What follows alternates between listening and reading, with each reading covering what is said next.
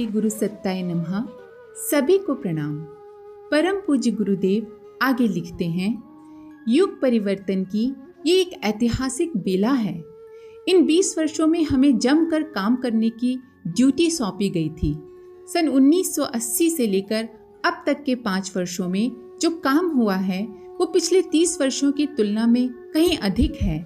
समय की आवश्यकता के अनुरूप तत्परता बरती गई और खपत को ध्यान में रखते हुए तदनुरूप शक्ति अर्जित की गई। ये वर्ष कितनी जागरूकता, तन्मयता, एकाग्रता और पुरुषार्थ की चरम सीमा तक पहुंचकर व्यतीत करने पड़े हैं, उनका उल्लेख उचित न होगा, क्योंकि इस तत्परता का प्रतिफल 2400 प्रज्ञा पीठों और 15,000 प्रज्ञा संस्थानों के निर्माण के अतिरिक्त और कुछ भी प्रत्यक्ष दृष्टिगोचर नहीं होता। एक कड़ी हर दिन एक फोल्डर लिखने की इसमें और जोड़ी जा सकती है। शेष सब कुछ परोक्ष है। परोक्ष का प्रत्यक्ष लेखा जोखा किस प्रकार संभव है? युग संधि की वेला में अभी 15 वर्ष और रह जाते हैं।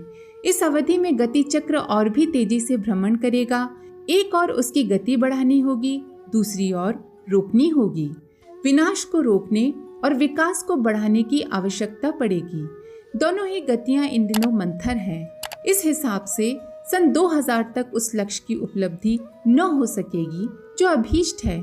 इसीलिए सृष्टि के प्रयास चक्र निश्चित रूप से तीव्र होंगे। उसमें हमारी भी गीत गिलहरी जैसी भूमिका है। काम कौन, कब कब, किस प्रकार करे, ये बात आगे की है। प्रश्न जिम्मेदारी का है। युद्ध काल में जो जिम्मेदारी सेनापति की होती है वही खाना पकाने वाले की भी है। आपत्ति काल में उपेक्षा कोई नहीं बरत सकता। इस अवधि में एक साथ कई मोर्चों पर लड़ाई लड़नी होगी। हमें अपनी प्रवृत्तियां बहुमुखी बढ़ा लेने के लिए कहा गया है। इसमें सबसे बड़ी कठिनाई स्थूल शरीर का सीमा बंधन है। ये सीमित है, सीमित क्षेत्र में ही काम कर सकता है, सीमित ही वजन उठा सकता है। काम असीम क्षेत्र से संबंधित है। अब ये कैसे बने? इसके लिए एक तरीका ये है कि स्थूल शरीर को बिल्कुल ही छोड़ दिया जाए और जो करना है उसे पूरी तरह एक या अनेक सूक्ष्म शरीरों से संपन्न किया जाए। निर्देशक को यदि यही उचित लगेगा तो अपने स्थूल को निपटाने में पल भर की भी देर नहीं लगेगी। स्थूल शरीरों का एक झंझट है कि उनके साथ कर्म फल के भोग विधान भी जुड़ जाते हैं। यदि लेन देन बाकी रहे तो अगले जन्म तक वह भार लदा चला जाता है और फिर खींचतान करता है। ऐसी दशा में उसके भोग भुगत कर जाने में निश्चिंतता रहती है। रामकृष्ण परमहंस ने आशीर्वाद वरदान बहुत दिए। उपार्जित पुण्य भंडार कम था। हिसाब चुकाने के लिए गले का कैंसर बुलाया गया। आद्य शंकराचार्य को भी भगंदर का फोड़ा जान लेकर ही गया। महात्मा नारायण स्वामी को भी ऐसा ही रोग सहना पड़ा। गुरु गोलवलकर कैंसर से पीड़ित होकर स्वर्गवासी हुए। ऐसे ही अन्य उदाहरण हैं जिनमें पुण्यात्माओं को अंतिम समय व्यथापूर्वक बिताना पड़ा। इसमें उनके पापों का दंड कारण नहीं होता। वो जितना पुण्य भंडार है उससे ज्यादा खर्च कर देने की भरपाई करना होता है। वे कईयों का कष्ट अपने ऊपर लेते रहते हैं। बीच में चुका सके तो ठीक, अन्यथा अंतिम समय हिसाब किताब बराबर करते हैं ताकि आगे के लिए कोई झंझट शेष न रहे और जीवन मुक्त स्थिति बने रहने में पीछे का कोई कर्म फल व्यवधान न करे। मूल प्रश्न जीव सत्ता के सूक्ष्मीकरण का है। सूक्ष्म व्यापक होता है और बहुमुखी भी। एक ही समय में कई जगह काम कर सकता है, कई उत्तरदायित्व एक साथ ओढ़ सकता है, जबकि स्थूल के लिए एक स्थान, एक सीमा के बंधन हैं। स्थूल शरीरधारी अपने भाग दौड़ के क्षेत्र में ही काम कर पाते हैं। साथ ही जिस भाषा का ज्ञान होता है उसी के अनुरूप विचारों का आदान प्रदान कर पाते हैं। किंतु सूक्ष्म प्रवेश करने पर भाषा संबंधी झंझट भी दूर हो जाते हैं। विचारों का आदान प्रदान चल पड़ता है। विचार सीधे मस्तिष्क या अंतराल तक पहुंचाए जा सकते हैं। उनके लिए भाषा माध्यम आवश्यक नहीं। व्यापकता की दृष्टि से ये एक बहुत बड़ी सुविधा है। स्थूल शरीरधारी को यातायात की व्यवस्था भी चाहिए। पैरों के सहारे तो वो 1 घंटे में प्रायः 3 मील ही चल पाता है। वाहन जिस गति का होगा, मनुष्य की गति भी उतनी ही रह जाएगी। एक व्यक्ति की एक जीभ होती है, किंतु सूक्ष्म शरीर की इंद्रियों पर इस प्रकार का बंधन नहीं है। उनकी देखने की, सुनने की, बोलने की सामर्थ्य स्थूल शरीर की तुलना में अनेक गुनी हो जाती है। एक शरीर समय अनुसार अनेक शरीर में भी प्रतिभासित हो सकता है। ये स्थिति शरीर त्यागते ही हर किसी को उपलब्ध हो जाए, ये संभव नहीं। भूत प्रेत चले तो सूक्ष्म शरीर में जाते हैं, पर वे बहुत ही अनगढ़ स्थिति में रहते हैं। मात्र संबंधित लोगों को ही अपनी आवश्यकताएं बताने भर के कुछ दृश्य कठिनाई से दिखा सकते हैं।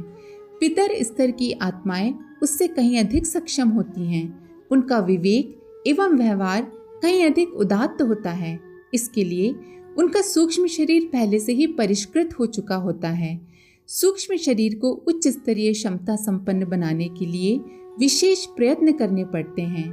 सामान्य काया को सिद्ध पुरुष अपनी काया की सीमा में रहकर जो दिव्य क्षमता अर्जित कर सकते हैं, कर लेते हैं और उसी से दूसरों की सेवा सहायता करते हैं। योग शास्त्र में सिद्धियों के बारे में कहा गया है, जैसे अणिमा, महिमा, लघिमा आदि। शरीर का हल्का, भारी, दृश्य अदृश्य हो जाना, यहाँ से वहाँ पहुँच जाना स्थूल शरीर के रहते हुए संभव नहीं, क्योंकि शरीरगत परमाणुओं की संरचना ऐसी नहीं है जो पदार्थ विज्ञान की सीमा मर्यादा से बाहर जा सके। इन दिनों हम सूक्ष्मीकरण साधना कर रहे हैं। ये एक विशेष साधना है जो स्थूल शरीर के रहते हुए भी की जा सकती है और स्थूल को त्यागने के उपरांत भी करनी पड़ती है। दोनों ही परिस्थितियों में यह स्थिति बिना अतिरिक्त प्रयोग पुरुषार्थ के तप साधना के संभव नहीं हो सकती। इसे योगाभ्यास तपश्चर्या का अगला चरण कहना चाहिए। इसके लिए किसे क्या करना होता है, ये उसके वर्तमान आध्यात्मिक स्तर एवं उच्च स्तरीय मार्गदर्शन पर निर्भर होता है। सबके लिए एक पाठ्यक्रम नहीं हो सकता, किंतु इतना अवश्य है कि अपनी शक्तियों का बहिरंग अपव्यय रोकना पड़ता है।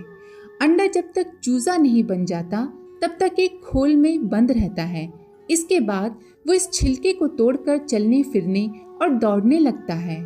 लगभग यही अभ्यास सूक्ष्मीकरण की है जो हमने पिछले दिनों की है। प्राचीन काल में गुफा सेवन, समाधि आदि का प्रयोग प्रायः इसी निमित्त होता था। सूक्ष्म शरीरधारी देवर्षियों का भी कम उल्लेख नहीं है। राजर्षि और ब्रह्मर्षि तो स्थूल शरीरधारी ही होते थे, पर जिनकी गति सूक्ष्म शरीर में भी काम करती थी वे देवर्षि कहलाते थे। वे वायुभूत होकर विचरण करते थे, लोक लोकांतरों में जा सकते थे। जहाँ आवश्यकता अनुभव करते थे वहाँ भक्त जनों का मार्गदर्शन करने के लिए अनायास ही जा पहुँचते थे। ऋषियों में से अन्य कईयों के भी ऐसे उल्लेख मिलते हैं। वे समय समय पर धैर्य देने, मार्गदर्शन करने या जहाँ आवश्यकता होती है वहाँ पहुँचे और प्रकट हुए हैं। अभी भी हिमालय के कई यात्री ऐसा विवरण सुनाते हैं कि उनके राह भटक जाने पर कोई उन्हें उपयुक्त स्थल तक छोड़कर चला गया। कईयों ने किन्हीं गुफाओं में, शिखरों पर अदृश्य योगियों को दृश्य तथा दृश्य को अदृश्य होते देखा है। थियोसॉफिकल सोसाइटी की मान्यता है कि अभी हिमालय के ध्रुव केंद्र पर एक ऐसी मंडली है जो विश्व शांति में योगदान करती है। इसे उन्होंने अदृश्य सहायक नाम दिया है। यहाँ स्मरण रखने योग्य बात यह है कि ये देवर्षि समुदाय भी मनुष्यों का ही एक विकसित वर्ग है। योगियों, सिद्ध पुरुषों और महामानवों की तरह वह सेवा सहायता में दूसरों की अपेक्षा अधिक समर्थ पाया जाता है।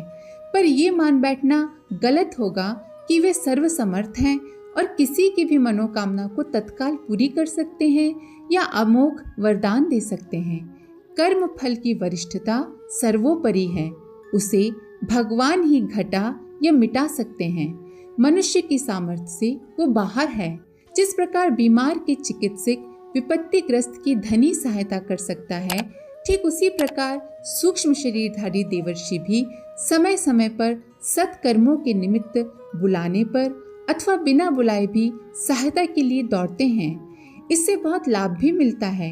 इतने भर भी किसी को ये नहीं मान बैठना चाहिए कि पुरुषार्थ की आवश्यकता नहीं रही।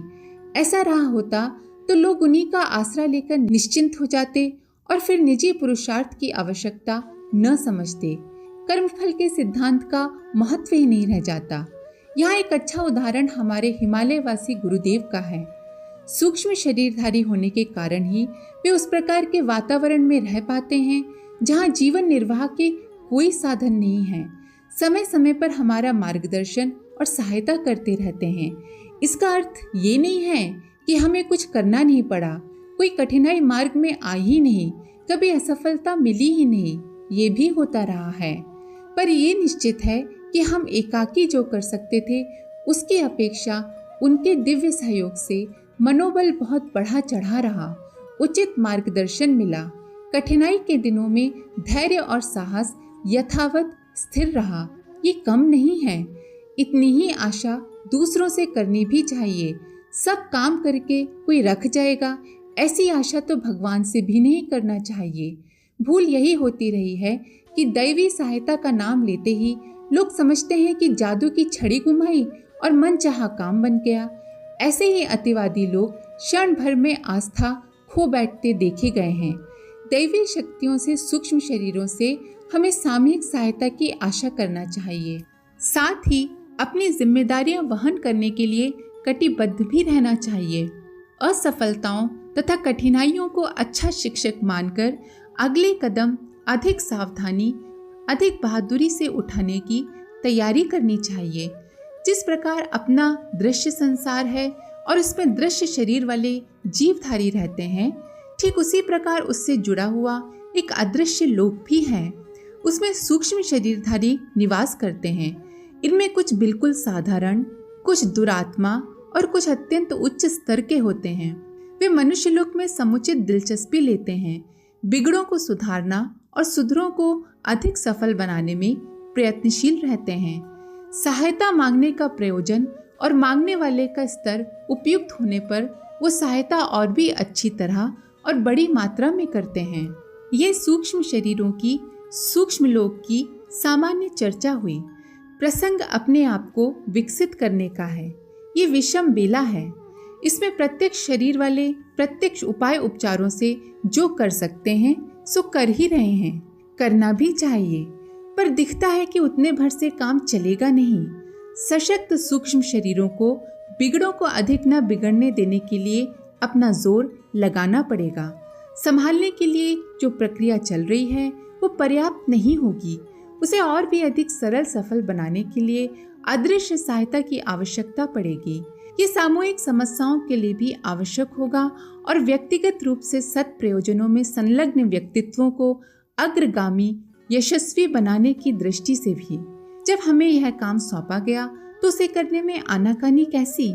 दिव्य सत्ता के संकेतों पर चिरकाल से चलते चले आ रहे हैं और जब तक आत्मबोध जागृत रहेगा तब तक यह स्थिति बनी रहेगी, यही गतिविधि चलेगी। ये विषम बेला है।